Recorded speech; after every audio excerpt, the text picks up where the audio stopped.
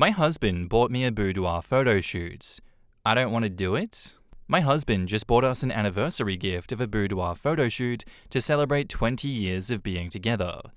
It's a sweet gesture, but not something I'm totally comfortable with, as I'm nervous that the photographer could get hacked and can't be trusted. I tried having this conversation with my husband, and he got really upset as it's non-refundable. I would do it if it was just the two of us, but I just don't feel comfortable at the moment with a photographer that I don't even know, even though he's talked to him a couple of times apparently. Are my fears of security over the top? If you've done this before, how did you feel? Probably long comment says, if your concern is the photographer getting hacked, this concern is probably a bit overblown. Even in the unlikely event that the photographer gets hacked, a hacker would be after financial information and personally identifiable information. Pictures of nude or scantily clad women aren't exactly hard to come by on the internet, and hacking someone to obtain these is unlikely, except in the case of celebrities. If you're simply uncomfortable posing for these photos, that is entirely valid. You are not obligated to allow anyone to photograph you in a situation in which you are not comfortable. No further justification is needed. I understand that your husband has already paid for part of, or all of, the shoot. That was a poor decision on his part, but you are certainly not to blame for it. I also question how a boudoir photo shoot is an appropriate anniversary celebration, but I don't want to start any new fires where this is concerned. As a useful compromise, you may suggest to the photographer that she or he take some portraits of you and your husband together to commemorate your anniversary. The photographer will almost certainly be willing to make this adjustment, and this seems a much more fitting celebration than racy photographs of just one of you. OP says, I really like that idea. If we just did some normal photos and maybe some in something a bit spicy but not revealing, I would actually be okay with that.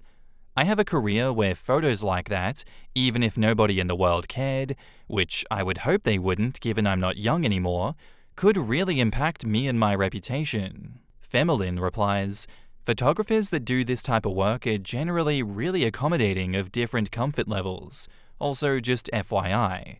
They can get you really good shots that are spicy, but not revealing if that would be more your speed.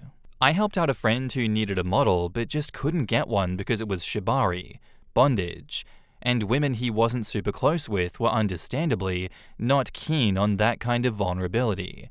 I was clear that I was okay with suggestive, but didn't want to actually be naked under the ropes. The photographer that he worked with was really creative and comforting throughout the whole process, and constantly checked in on comfort levels.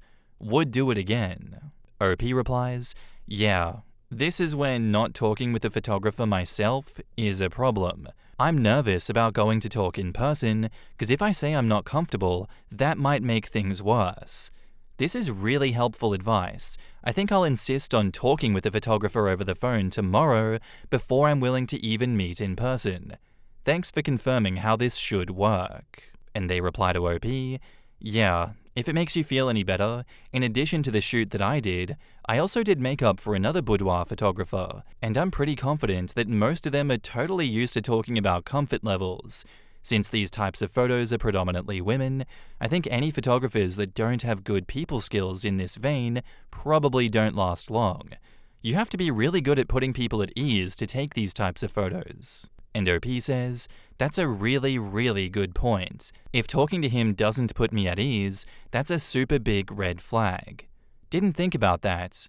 Thanks for helping me not self-doubt myself. Waverly Drive says, this is something you should only do for yourself, on your terms, based on my experience. I was gifted a boudoir photo shoot for my birthday. My now ex drove me 2 hours for a surprise, and that was the surprise. At least you know ahead of the shoot. I looked like a deer in the headlights in the proofs, and I sobbed the entire way home. I'd always wanted to do one for me, but being blindsided with a shoot for him was one of the worst experiences, and now I don't ever want to take photos like that again. Strangeness and Charm replies, what the hell? I'm so sorry that happened to you, and I'm glad that he's an ex now. And Waverly Drive replies, thanks. He emailed me at 12:30 a.m., vomit, a few months ago to see the proof gallery from 10 years ago was still active if I wanted to fulfill the package that he bought and get edited prints. I ignored him.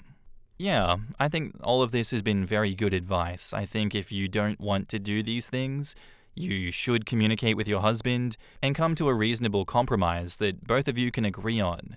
And if that compromise is not doing the photo shoot at all, that's completely acceptable. Or if instead it's you guys getting portraits together, that is even better.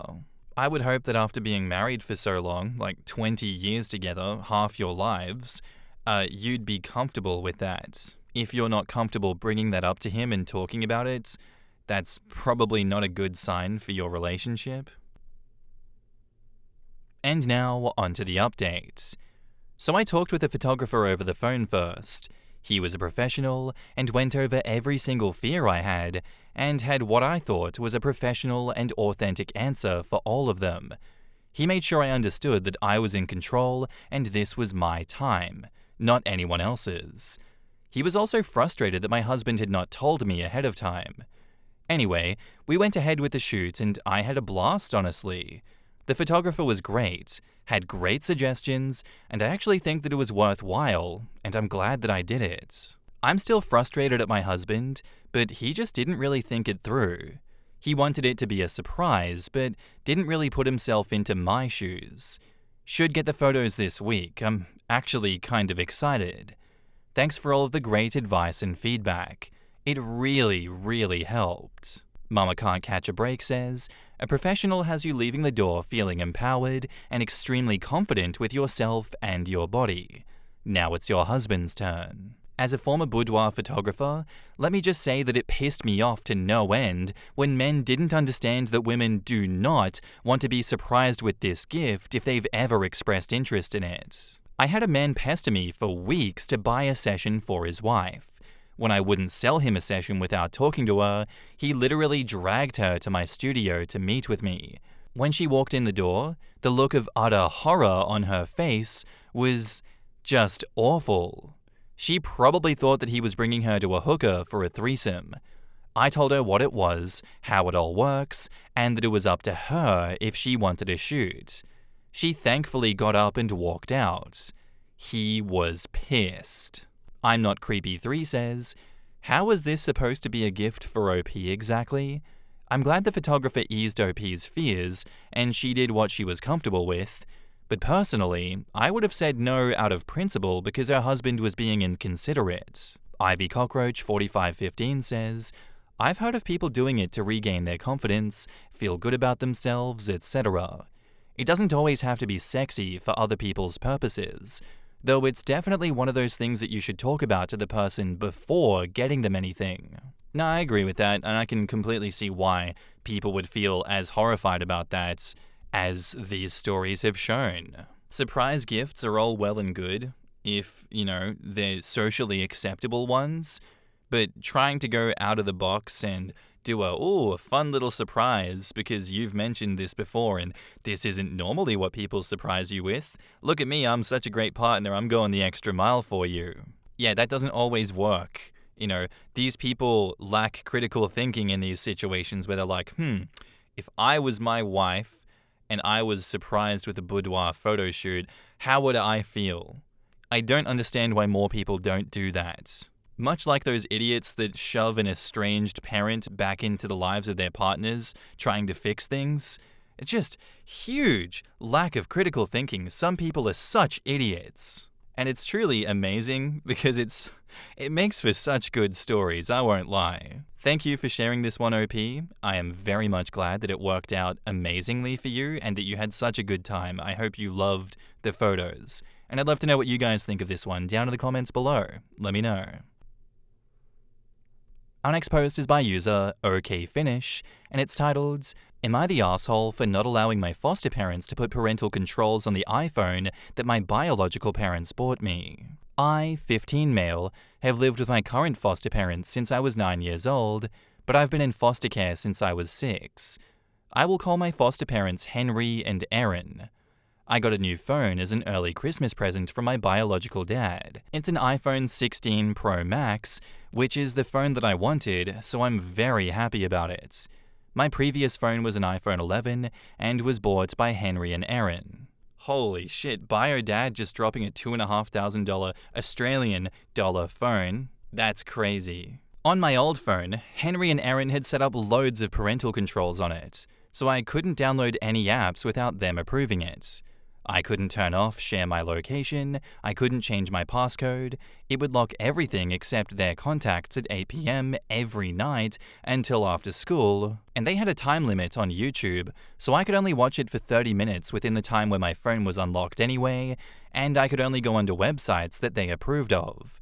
Like, there was a list that I could go on, and I couldn't go on anything that they didn't manually add to that list. These all really annoyed me. But whenever I asked for them to be turned off, they told me that they bought the phone and so these were the rules. I was given my new phone by my dad on Monday, and I haven't used it yet because they're telling me that I have to let them put the same restrictions on the new phone as they did my old phone. I said no because that isn't fair. I should be allowed to use my phone as my dad says because he paid for it.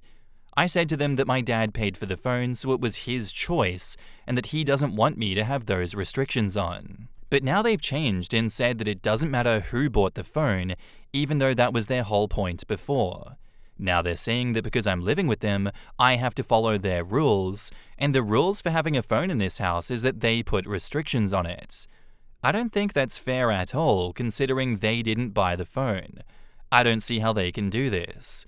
Before I got home from school on Monday, they took the phone out of the box my dad sent it in and set up all the restrictions, and now I'm trying to figure out a way to take them off. I'm thinking about complaining to my social worker because it's not fair that they put these restrictions on my phone even though they didn't pay for it. 83 Pooley says, OP, not going to say you're in the wrong because of your age. I'm also not going to say that your carers are in the wrong based on the information you've provided. I am coming from the position that I previously was a foster carer as well as a worker within the law enforcement system. Your biological father is making a power play here. You may not see it because, generally speaking, kids in care tend to see even the worst parents as being on a pedestal. For whatever reason, you've been in foster care for the majority of your life. A good portion of that time has been under the roof of your current carers. While I appreciate that at 15, you think you should be able to do what you want on your phone, you need to understand that your carers are most likely just looking out for your best interests. Your biological father, for a lack of a better term, is throwing in a grenade. In my opinion, he may be doing this for a few reasons. 1, to prove to himself or your caseworker that he is a good parent because deep down he knows he isn't. 2, to drive a wedge between you and your carers in exactly the way it appears to have. 3, because he cares about you genuinely and thinks that getting you an extravagant gift will somehow make up for you being in care since you were 6 years old. Honestly, it could be a mixture of all of the above. Regardless though, he should have discussed such a gift with your caseworker and carers, if there is contact between him and them, to make sure that it was okay, and so that he could discuss the rules surrounding usage of the phone with you. If you legitimately think that your carers are not doing what is in your best interests, then you should speak to your caseworker. Let them be the mediator, as they are basically in charge. There are possibly also things occurring in the background that you are unaware of. For example, the court or department in your jurisdiction that deals with children in care may want contact with your birth parents to only occur when they are aware of it. Your carers could simply be following rules that a court or your caseworker has outlined to them. If you think that they are on some level being reasonable because they care for you, then perhaps sit with them and discuss how at age 15 you should have more freedom. This could look like having the parental controls but with less restrictions, or it could be without the parental controls but with your carers able to look at your phone messages and photos when they feel there is a need and without notice, i.e., they know the unlock code to the phone. At the end of the day, it's about trust. Show them that you can be trusted with more freedom, and then they will likely be more willing to become more lenient as you get older. Try to make sure that regardless of how the conversation goes with your carers, that you keep your cool. Good luck. Brian Undies says, I feel so bad for OP because they can't see this for the plain manipulation by their biological parent that it is. OP says, you think he's trying to manipulate me? A lost amphibian replies, yes. At the very least, most people here think giving you a phone and without consulting your caseworker or foster parents was irresponsible because he doesn't raise you and now it is causing issues. But to the adults here, it feels manipulative. You aren't here to be told that you're right. OP says, firstly, my days, I didn't come here to be told I'm right. All I've been doing is correcting some people's wrong assumptions about things so everything is clear, and then people are attacking me acting like I don't want to hear opinions. When I correct something that isn't me saying your whole point is irrelevant, that is me correcting something so everyone else doesn't read it and think it's right. A lost amphibian replies, your father doesn't have to live with the consequences of you having a phone. I agree with the person that said prove you can be trusted so some of these restrictions can be lifted. And OP replies, how would you recommend doing that? A lost amphibian replies, that's a conversation to have with your foster parents. We don't know if you're a very good kid who's home by curfew and keeps good company. Maybe they're being overly protective. Maybe you don't follow their house rules and have sketchy friends, and their protectiveness is warranted. That's a conversation to have with them. And if you feel like that's the kind of conversation that gets heated or is unproductive, then could your caseworker or a therapist or a counselor or another trusted adult help you communicate what it is that you want so you can reach a compromise with them? Before long, you're going to be an adult who will have all the self-governed freedom you can stand. This is a normal situation to be in with the addition of them being foster parents. They're trying to get you to adulthood, man. It isn't easy. No one is an expert. No one is always right. Give them the same grace that you give your parents. I really like all of these comments here. They really dive deep into the fact that this isn't so black and white as OP, the 15-year-old, kind of sees it as. And I think at this age, it's about time to start slowly educating OP about, the subtle manipulation that they are under from their parents. That $2,500 phone is an insane purchase to just bring up out of nowhere. It's so obvious to so many people that this is a grenade, and yet it's not obvious to OP that this is manipulation. So I do hope that OP takes the advice that they were given here. I don't think that they're an asshole for not allowing the foster parents to put parental controls on the phone. It didn't play out that way. They happened anyway. I don't blame OP for being upset at that. They are ignorant of these things. They are ignorant to a lot of things going on around them. The onus is now on OP to educate themselves, gather different perspectives, and communicate with everyone they have been suggested to talk to find a middle ground in all of this. And now, onto the updates. So Henry and Erin actually took me to McDonald's after school today, the day that I am writing this, and they said to me that they could tell that I was upset with them and asked me to explain my feelings to them. I explained how I felt really frustrated that they told me the parental controls were because they bought the phone, and then when my dad bought me a phone, they still put the same restrictions on. They said they were sorry they gave that impression and that they could have explained it better. They asked which were the restrictions that I had the biggest issue with. I said how I can't call and text anyone unless they approve of it, how the phone locks at 8 p.m, I can't use it, and that I only have 30 minutes on YouTube or TikTok, and that I can't have apps like Snapchat, Discord, Instagram, etc. They said okay, they understood why I was upset and frustrated, and said they'll discuss with my social worker how they can lighten up the rules while still ensuring that I am safe. They said they don't want me having a long time on the phone because they don't think that it's good for me.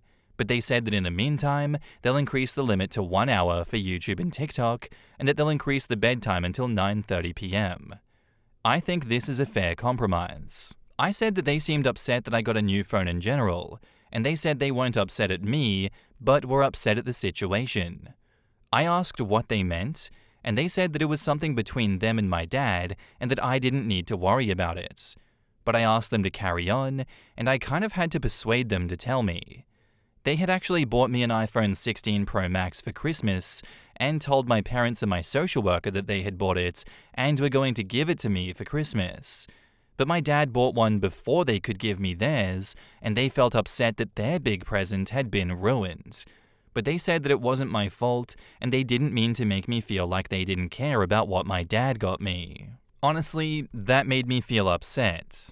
I asked my dad why he bought me the phone if he knew that Henry and Erin already did. He said he didn't want Henry and Erin to have to give me something so expensive, but I said they'd already bought it for me and he knew that. I said that was unfair and that he shouldn't have done that. He called me ungrateful. I asked him how he would feel if it was the other way around, and he left me on red. Starting to get an understanding of why this guy's not raising the child. I actually feel really upset for Henry and Erin that my dad did that to them, and I actually feel guilty even though I didn't know that they had already bought me one. I'm not sure what to do now. I could give my phone back to my dad and have Henry and Erin's, but I don't know if that's the right thing to do. Henry and Erin said that it wasn't my fault, and that it doesn't mean my dad is a bad person, which I know. But I do feel really angry at him. Chaos2TW says, I'm glad you came to a compromise and understand better now what they were doing and why. I'm sorry that you're in the middle of the drama between your dad and your fosters. I'm proud of you for being responsible and talking about it with them. 15-year-old with better emotional regulation and rational thinking than most adults. It's impressive. I'd put that down to having parents that actually care about them. Crazy how low the bar is these days, huh? It sounds like his foster parents are doing an excellent job, as is OP, of helping him grow up with these skills. Giving him a bit of time to cool off, and then talking about it in a neutral environment is so sensible. And on to the latest updates. I'm writing this from the school IT suite. I just wanted to share something. Firstly, it makes me really uncomfortable that people were sending me hate messages and sending death wishes to my dad. People were messaging me saying they wish he'd unalive himself, or that Henry and Erin should throw me out for being ungrateful to them. Sorry, but you people need help. It's not normal to treat people like that, and it's not normal to say things like that to people. People were accusing me of being blindly loyal to my dad, which simply isn't true. I've said so many times that my dad isn't a great person, but that doesn't mean that he's a sociopath or that he deserves to die.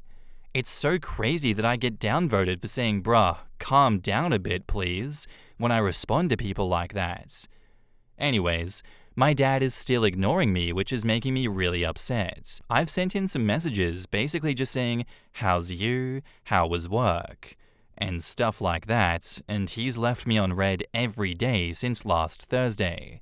So I've decided that I'm just going to leave it, and if he wants to talk with me again, he can come to me. Henry and Erin said they feel really bad because they said they shouldn't have told me about what my dad did, but I said that I'm glad they did tell me. I decided that I would keep the phone my dad gave me, and we'd return the phone that Henry and Erin bought me. And we're going to use that money for a trip to Drayton Manor, where we have the fast passes, so we don't need to wait in any lines, and we're going to take my little brother also. He doesn't live with me and Henry and Erin, which is going to be so much fun. I'm really excited for that. I just want to clarify some things. I am long-term matched with Henry and Erin, which means I am never going to be reunified with my biological parents, even if they became super parents with no flaws. I'm matched with Henry and Erin, so I'm staying with them until I'm 18. This has been the case since I was 11-ish. There have never been plans for me to move back in with my parents, because to be honest, neither of them want me to.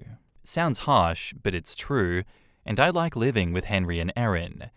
Also, both my mum and dad have children with other people now. We are still a family though. I just have a very big, very weird family. Fem0879 says, this poor sweet boy, who is so matter-of-fact about his father and mother not wanting or caring about him, still defends them to whoever goes too far in his eyes. I'm glad he is on this earth. I just hate that he had to be born to those assholes. Corfiz says, I'm so glad that he has his foster parents. They sound like the real deal. Ali Marie 93 says, I feel for this poor kid. His dad doesn't want him and is clearly a shitty person, but OP still feels the need to defend him and act like everything is fine. Lollipop Guildmaster says, it's not that OP is acting like everything's fine. You want to love your parents and be loved by them. It doesn't matter how shitty they are and how shitty you know they are. The desire never goes away. My mother cheated on my father, ending their marriage when I was 13 to 14. I knew what was going on, including specifics. I still cut myself off from my paternal grandmother when she wouldn't shut up about what a horrible person my mum was. Hell, I agreed with her on most of the things she was saying, but that didn't make those things welcome, and it made me feel like I needed to defend her, which pissed me off even more. My relationship with my grandmother never recovered. We were basically friendly strangers by the time she passed. OP knows exactly how bad his father is, I promise you. He doesn't need anyone telling him. Yeah, OP has it rough, and I very much feel for them throughout this whole situation, but I don't think that the foster parents should feel bad about having him know the specifics of the situation with his father, because really, they were doing that to protect him, and OP's growing up now. OP deserves to know, more intimate details about these things. And yeah, OP knows exactly how bad his father is. That should be a given from the fact that his father ghosted him when confronted. That is not an action of a emotionally mature person. The father should have owned up to what he did wrong, but no. He ghosts his son because he doesn't have a good explanation for his shitty behavior. That's not good parenting. That's not setting a good example. I'd be upset if I was OP and had to have parents, biological parents like that. I'm glad that things are going well for OP in this situation, that Henry and Erin continue to be such amazing, thoughtful people, and that they will take OP and OP's brother, who they don't have any, connection to like that. They're still friendly with him by the sounds of it, to Drayton Manor. Don't know where that is, but that sounds fun. Especially getting fast passes. I've looked those up. Those are expensive. My God. Thank you so much for the story, OP. I'm glad things are going well, and I hope they continue to go even better into the future. Anyway, that's where I'm going to end today's episode. I do hope you enjoyed. If you did, let me know what you thought of it in the comments down below, and I'll see you in the next one. Bye!